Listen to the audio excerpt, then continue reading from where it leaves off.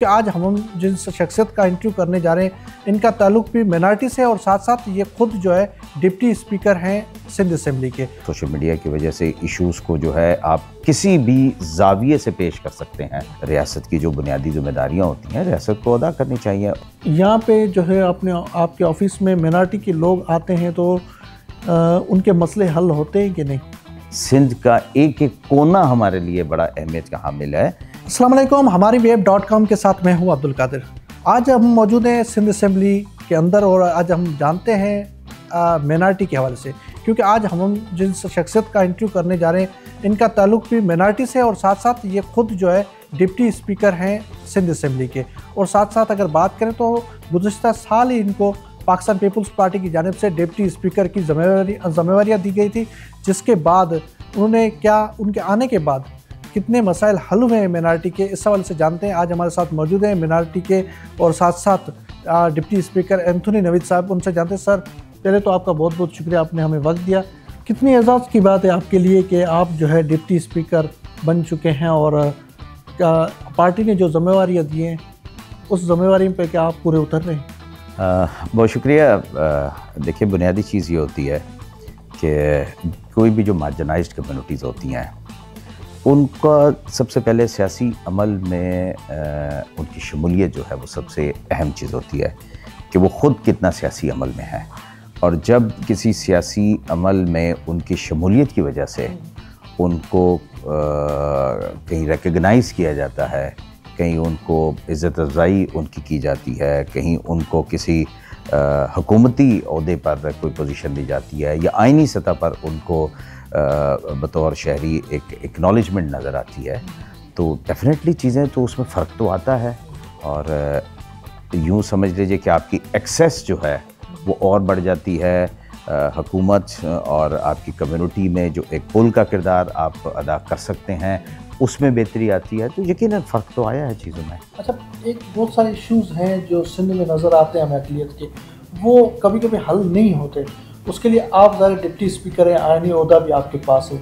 जैसे प्रिया कुमारी का जो इशू था वो आज भी हल नहीं हो रहा। समझते हैं कि ये हल होने चाहिए अक़लियत के मसाइल, ताकि अक़लियत को भी एक रिलीफ मिले कि ये मसले हल होते हैं? बिल्कुल जी। देखें, हमेशा जो माशरे के जो कमज़ोर तबकात होते हैं या जिनकी आवाज़ इतनी तवाना नहीं होती तो वो बड़े हसास होते हैं।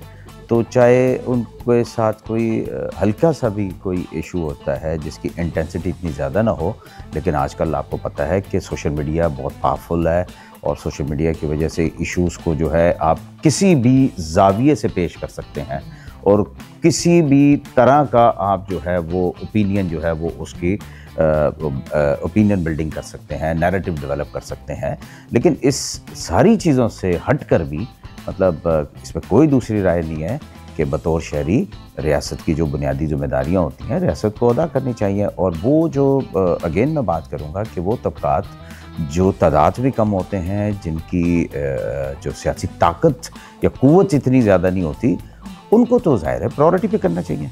क्या आप चाहते हैं कि डिप्टी स्पीकर के ओहदे के मिलने के बाद क्या आप खुद पर्सनल जाकर मुख्तलिफ़ इलाकों में जाकर मिनॉरिटी के जो मसाइल हैं वो हल करने की कोशिश कराएं और यहाँ असेंबली फ्लोर पे भी लाएं, साथ साथ जो मिनॉरिटी के लोग हैं उनको भी कोशिश करें कि ये मसले हल जो है हो सकें? बहुत सारे ऐसे जैसे मिनिस्टर भी हैं, मिनिस्टर मिनॉरिटी के, वो भी अभी अपनी तरफ से कोशिश तो कर रहे होंगे, लेकिन उस तरीके से कोशिश नज़र नहीं आ रही कि मिनॉरिटी के मसले हल हों। देखिए, मेरी बात आप थोड़ा सा समझने की कोशिश कीजिएगा कि दुनिया भर में कहीं पर भी कोई भी अगर अक़लियत होती है, चाहे वो मज़हब की बुनियाद पर हो, चाहे वो ज़ुबान की बुनियाद हो, रंग की बुनियाद पर हो या कोई और उसकी डिवीज़न हो, कभी भी कोई आइडियल सूरत हाल नहीं होती, पूरी दुनिया में नहीं होती।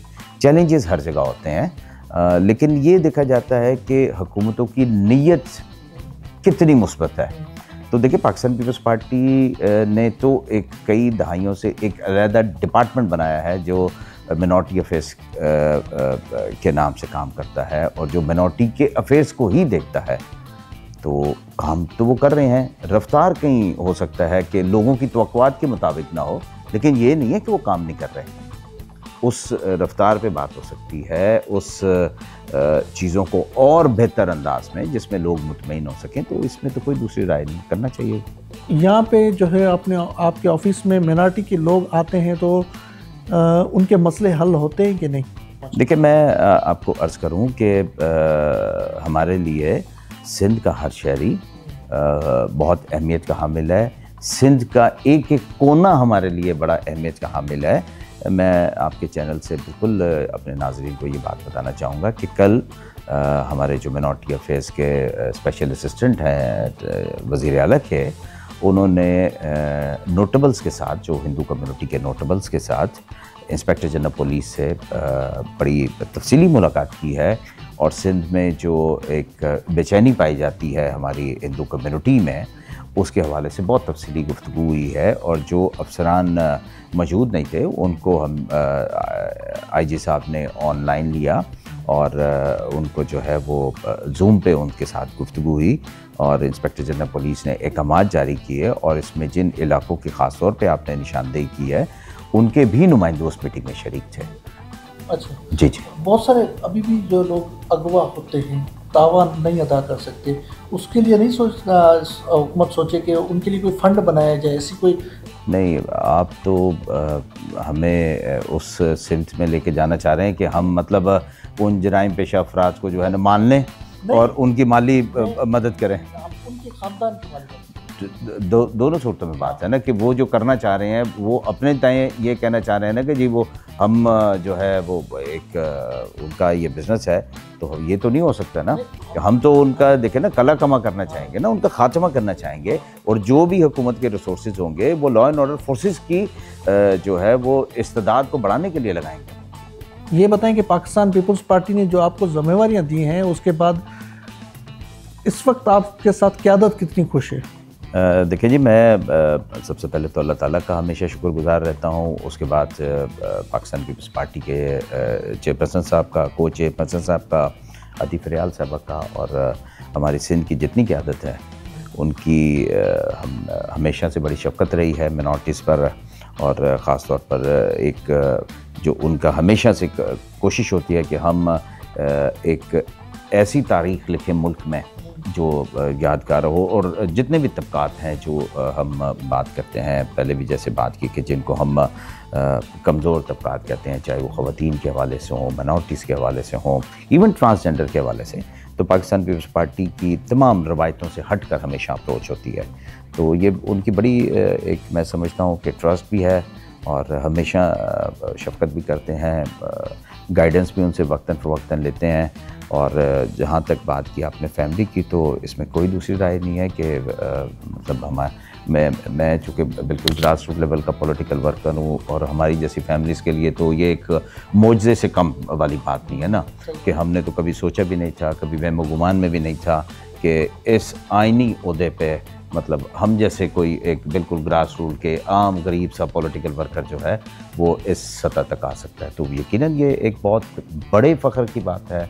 और चूँकि ये एक आइनी पोजीशन है जो हमेशा जो है वो तारीख़ में जब भी कभी बात होगी, सिंध असम्बली की बात होगी, सिंध की पॉलिटिक्स की बात होगी, पाकिस्तान पीपल्स पार्टी की बात होगी, अक़लियतों की इंक्लूजन की बात होगी, तो ये हमेशा फ़ैसला जो है वो एक दरख्शां सितारे की तरह पाकिस्तान की सियासत में यादगार होगा। आपने एंथोनी नवीद साहब की बात सुनी। एंथोनी नवीद साहब ने जो है बड़े अच्छे अल्फाज में कहा कि मिनॉरिटी के बहुत सारे मसाइल हैं जो हल होने चाहिए, लेकिन ये हल करेगा कौन?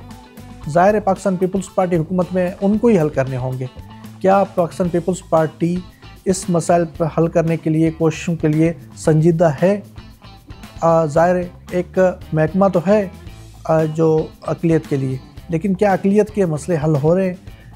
ये सवाल हम आप पे छोड़ते हैं। आवाम की राय जो हमें बताए कि लेकिन इस वक्त जो मसले हैं वो अक़लियत के हल नहीं हो रहे, जिसके बायस अक़लियत इस वक्त भी कई मुज़ाहरे हमने देखे हैं कि मुख्तलिफ़ जो है जगहों पे अक़लियत के होते रहते हैं।